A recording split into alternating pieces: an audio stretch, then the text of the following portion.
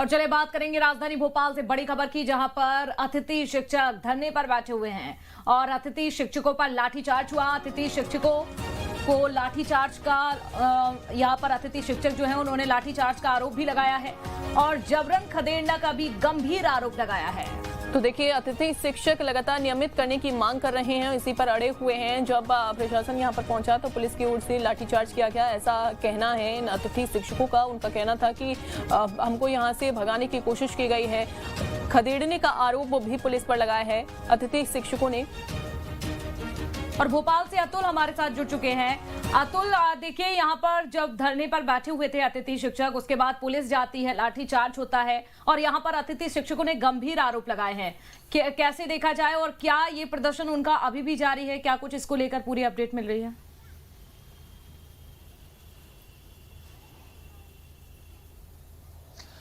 देखिए, अतिथि शिक्षकों की मांग नई नहीं है। लंबे समय से, कई सालों से ये मांग चल रही है कि उनको नियमित किया जाए और अलग अलग सरकार के दौरान भी ये मांगे होती रही, यानी कि पूर्व की सरकारों के दौरान, यानी कांग्रेस सरकार रही उस समय भी उन्होंने मांग किया, धरना प्रदर्शन किया और अपनी बात रखी। एक बार फिर से नियमितीकरण की मांग को लेके अतिथि शिक्षक सड़कों पर उतरे थे। मैं कल उसी स्थान पर हूँ जहाँ पे अतिथि शिक्षक पूरे प्रदेश से आए थे। आप तस्वीरों में देखिए, आपको कुछ तस्वीर दिखती हैं, तो उसके बाद मैं आगे बताऊँगा कि ये तमाम वो ग्राउंड है, अम्बेडकर क्षेत्र है, जहाँ पे कल खचाखच भरा हुआ था और अतिथि शिक्षक नियमितीकरण की मांग को लेकर यहाँ पे मौजूद थे। लेकिन कल देर शाम होते यानी कि कल करीब रात 8 बजे के लगभग अतिथि शिक्षकों के ऊपर लाठीचार्ज किया जाता है, यहाँ से उनको हटाया जाता है, यहाँ से उनको खदेड़ा जाता है। यह आरोप अतिथि शिक्षक की तरफ से लगाया गया है। देखिए, लेकिन कहीं ना कहीं प्रत्यक्षदर्शियों को भी यही कहना है कि करीब 8 बजे के लगभग उनके ऊपर लाठीचार्ज किया गया, जहाँ से उनको तितर बितर किया गया। बहरहाल, लेकिन एक बार फिर से लड़ाई अतिथि शिक्षकों की सरकार के बीच में शुरू हो चुकी है और सीधी सी मांग है नियमितीकरण की। देखिए, इस बात को समझना होगा कि चूंकि अतिथि शिक्षक लंबे समय से इस बात की मांग कर रहे थे, लेकिन बीच में जब स्कूल शिक्षा मंत्री उदय प्रताप सिंह का जब बयान आता है और बिल्कुल, और देखिए प्रदेश भर से अतुल पहुंचे थे अतिथि शिक्षक, ये धरना दिया था, अपनी मांगों को लेकर लगातार यहाँ पर अड़े हुए थे, डटे हुए थे। लेकिन क्या आश्वासन मिला है प्रशासन की ओर से? क्या कोई राजनीतिक पार्टी भी सहयोग करने के लिए पहुंची थी? और अगर अभी मांग पूरी नहीं होती है तो आगे किस तरह से इनका रुख देख सकते हैं? क्या आगे इसी तरह का प्रदर्शन हो सकता है?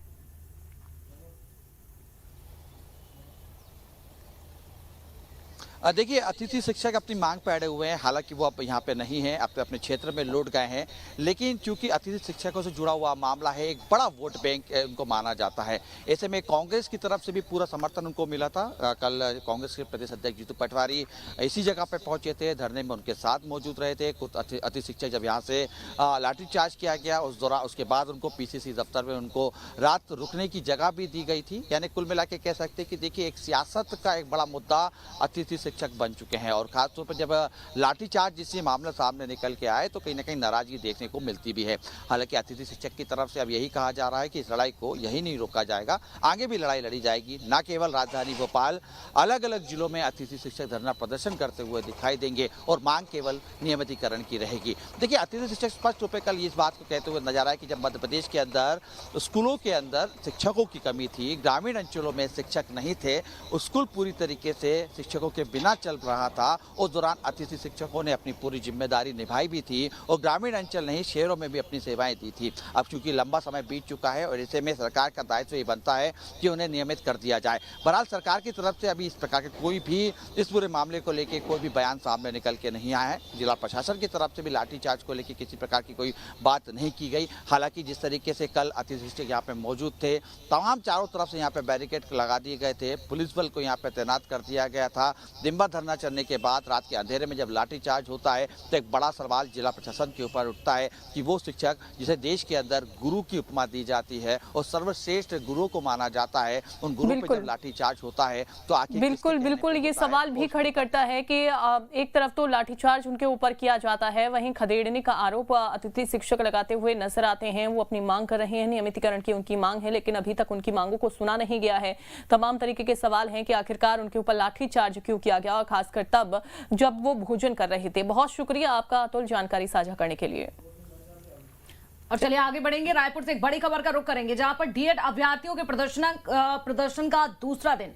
सहायक शिक्षक पद में भर्ती की मांग को लेकर यह प्रदर्शन किया जा रहा है और आज आपको बता दें प्रदर्शन का दूसरा दिन है। तो सरकार पर देखिए एससी की अवहेलना करने का आरोप लगा है। 33,000 भर्ती में विलंब से आक्रोशित हैं डीएड अभ्यर्थी। वहीं 4 अक्टूबर तक तूता धरना स्थल पर ये प्रदर्शन करेंगे। तो आज उनके प्रदर्शन का दूसरा दिन है। 33,000 भर्ती में विलंब से आक्रोशित हैं डीएड अभ्यर्थी। 4 अक्टूबर तक धरना स्थल में प्रदर्शन करेंगे, यानी कि कल तक ये प्रदर्शन होगा। अंकुश हमारे साथ जुड़ गए हैं। अंकुश, देखिए आज भी प्रदर्शन रहेगा।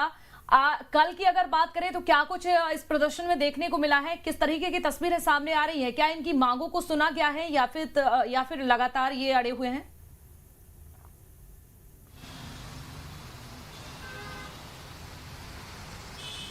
देखिए, छत्तीसगढ़ में जितने भी डीएड के अभ्यर्थी हैं वो लगातार प्रदर्शन करते रहे हैं। ज्ञापन के माध्यम से लगातार अपनी मांग मनवाने की कोशिश करते रहे हैं। लगभग छत्तीसगढ़ सरकार के तमाम मंत्रियों को वो ज्ञापन दे चुके हैं। इसके अलावा मुख्यमंत्री से मिलने की मांग कर चुके हैं और एक बार जो है विधानसभा में भी वो अपना आवेदन प्रस्तुत कर चुके हैं कि उस दौरान भी उनकी मांग नहीं सुनी गई।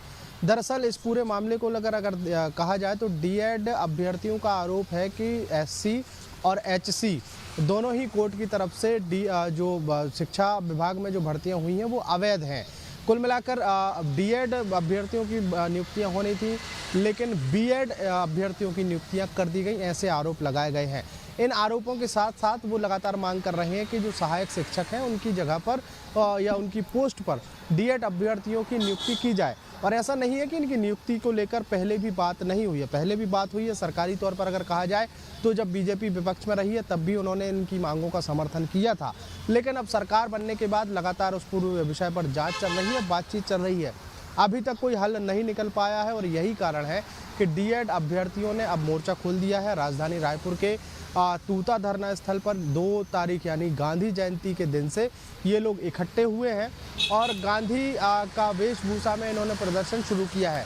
पूरे प्रदेश भर से इकट्ठे होकर करीब 1000 से ज़्यादा की संख्या इनकी है और एक डीएड बीएड अभ्यर्थी संघ बैनर तले अनिश्चितकालीन हड़ताल शुरू की है। चूँकि अभी शुरुआती तौर पर 7 अक्टूबर तक डेट दी गई है, लेकिन माना ये जा रहा है कि अगर उस डेट तक अगर इनकी मांग पूरी नहीं होती है तो स्वाभाविक तौर पर आने वाले समय में इस हड़ताल को, इस आंदोलन को और आगे बढ़ाया जाएगा। हालांकि सरकारी तौर पर अब जितनी भी कैबिनेट की बैठकें हुई हैं उसमें इस विषय पर चर्चा हुई है, लेकिन अब तक उस पर कोई ऐसी सहमति नहीं बन पाई है जिससे बिल्कुल। लेकिन अब तक इनका प्रदर्शन देखी जा रही है, अपनी मांगों पर ये अड़े हुए हैं। सहमति अभी तक नहीं बन पाई है। आगे कब तक सहमति बन पाती है, कब तक इनकी मांगों को सुना जाएगा, वो हालांकि देखना होगा।